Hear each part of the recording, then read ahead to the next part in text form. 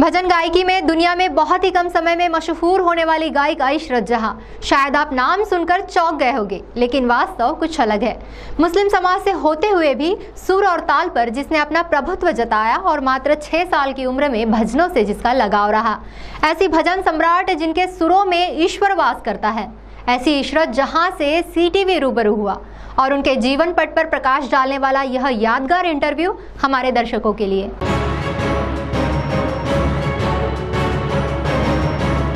नमस्कार, आप देख रहे हैं CTV न्यूज चंद्रपुर।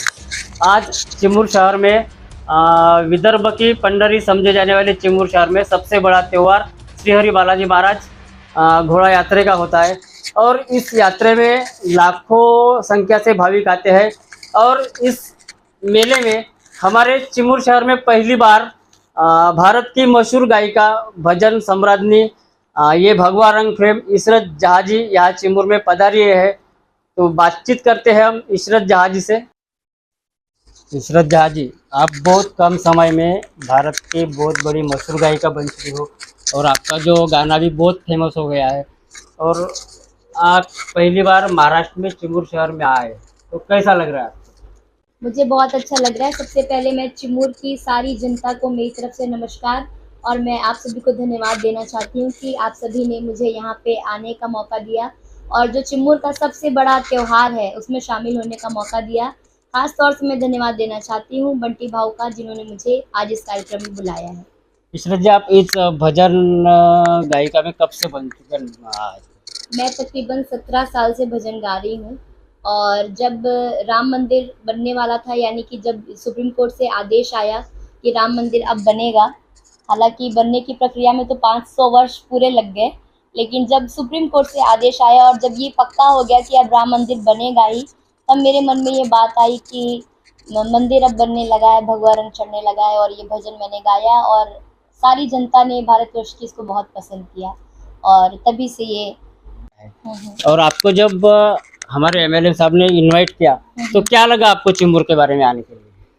मुझे बहुत टाइम से इंतज़ार था इस घोड़ा यात्रा का, क्योंकि कुछ समय पहले भी मुझे महाराष्ट्र में बंटी भाव ने बुलाया था और तभी से उन्होंने बोला था कि इस कार्यक्रम में आपको आना है। तो मुझे बहुत बेसब्री से इंतज़ार था और बहुत ही अच्छी साज सज्जा और बहुत ही अच्छी तैयारियां चल रही हैं, जैसा कि मैंने आते समय देखा।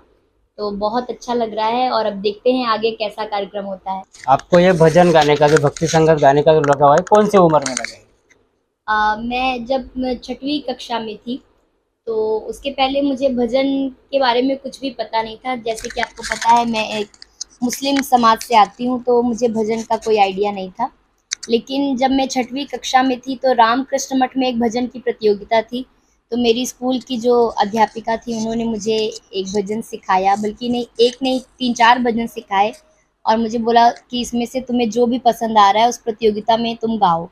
और जब मैंने उसे वहाँ पे गाया तो वहाँ पे तमाम बहुत सारे हिंदू बच्चे थे जो भजन गा रहे थे, लेकिन मैं अकेली एक मुस्लिम बच्ची थी जो मैं भजन गा रही थी और वहाँ पे मुझे प्रथम पुरस्कार मिला और तभी से मेरा ध्यान भजनों की तरफ बढ़ा। आप मुस्लिम समाज से हो और आप हिंदू भजन ज़्यादा गाते हो और पूरे हिंदू में आप पॉपुलर हो चुके हो, तो क्या अनुभूति होती है आपको तो हिंदू भजन गाते हो? देखिए, जब मैं बहुत छोटी थी, जब मैं 4 वर्ष की थी, तब से मैं एक तरह से संगीत से जुड़ी हुई हूँ। मैं तब से ही गाना गा रही हूँ। लेकिन जब मैंने भजन गाना चालू किया, एक तो संगीत अपने आप में एक ऐसी विद्या है जो आपको ईश्वर से जोड़ती है, लेकिन जब मैंने भजन गाना चालू किया तो भजन एक ऐसा, उसमें एक भाव होता है जो आपको सीधे ईश्वर से जोड़ता है और वो कोई ऐसा नहीं, उसमें कोई आडंबर नहीं है, कुछ आपको कुछ करना नहीं है, सिर्फ आपको महसूस करना होता है दिल से। तो वो जो दिल वाला कनेक्शन बनता है वो भजन गाने से मुझे वैसी अनुभूति मिलती है जो मैं, मतलब मैं चाहूँ भी तो मैं लोगों में जाहिर नहीं कर सकती कि मुझे कैसी अनुभूति होती है। वो बहुत ही पर्सनल फीलिंग होती है जब मैं भजन गाती हूँ, तो जो मैं फील करती हूँ। आपने जो भजन गाना शुरू कर दिया है, तो आपके परिवार में कोई अपने पूर्वज गाते थे या किसी से आपने ट्रेनिंग ली भजन की? नहीं, मैंने जैसा कि बताया आपको कि मैं जब 4-5 वर्ष की थी तब मैंने सबसे पहली बार एक स्टेज पे देशभक्ति गीत गाया था। अच्छा। मेरी शुरुआत जो हुई है वो देशभक्ति गाने से हुई है। तो सबसे पहली प्रतियोगिता में मैंने देशभक्ति गीत गाया। उसके बाद 2-4 प्रतियोगिताओं में और गई। उसके बाद फिर मैंने भजन गाया, लेकिन तब तक मेरे पास कोई भी संगीत की शिक्षा नहीं थी। लेकिन उस टाइम पे फिर एक मेरे गुरुजी थे, जहाँ पे मैं प्रयागराज की रहने वाली हूँ, तो वहाँ पे मेरे गुरुजी थे मून वॉशिंगटन जी, उन्होंने मुझे संगीत की शिक्षा दी। फिर धीरे-धीरे मैंने प्रभाकर की डिग्री ली संगीत में, और साथ ही साथ भजन तो मैंने जैसा बताया कि जब मैंने एक स्कूल में गाया था, उसके बाद से ही मेरा भजन में बहुत ध्यान हो गया और मैंने लोगों को सुना, जो कैसेट आते थे उनसे भजन सुने। फिर मैंने भजनों में जाना शुरू किया धीरे-धीरे। वहाँ पे क्या होता था, जगराते होते थे और मैं वहाँ पे रात-रात भर बैठती थी, सिर्फ़ लोगों को सुनती थी कि लोग कैसे गा रहे हैं, क्या भाव है, क्या कैसे वो गाते हैं। तो मैं वहाँ पे जाती थी और मैं सीखती थी, और कभी मुझे सुबह गाने को मिलता था 6 बजे, कभी 7 बजे। मैं पूरी रात बैठ के लोगों को सुनती थी और मैंने सुन-सुन के सीखा है। तो इस अपने जो इंडिया के जो बहुत सारे भजन सम्राट है, गायक है, तो आपके आइडियल कौन है उसमें से?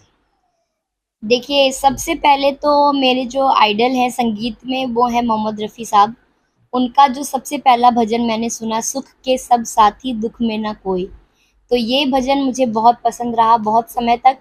उसके बाद मैंने लखबीर सिंह लखा जी को सुना, उनके भजन भी मुझे बहुत अच्छे लगते हैं। उनका एक भजन है श्री राम जानकी, जिसका मैंने कवर भी अभी हाल ही में किया है, तो वो भी मुझे बहुत पसंद है। लेकिन जो मुझे ख़ास तौर से भजन सिंगर के रूप में जो पसंद है, वो मुझे मास्टर सलीम साहब बहुत पसंद हैं। उनकी गायकी मुझे बहुत अच्छी लगती है, तो मुझे लगता है वो मेरे आदर्श हैं भजन सिंगिंग में।